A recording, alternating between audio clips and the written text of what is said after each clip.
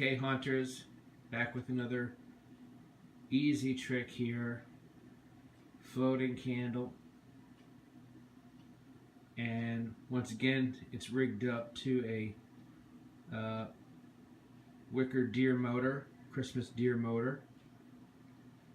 And I'll show you how that is just a second.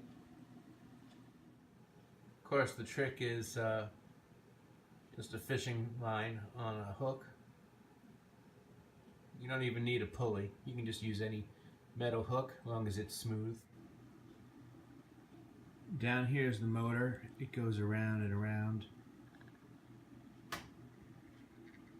Pulls the string back and forth and lifts the candle. So, I don't know if you can see it here. One thing I think that's pretty important is you don't want the string to wrap around itself.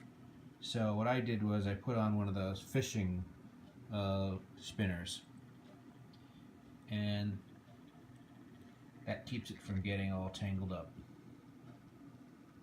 Real simple, super cool trick. Can't wait to put it outside. 5 weeks to Halloween. Happy building, happy Halloween.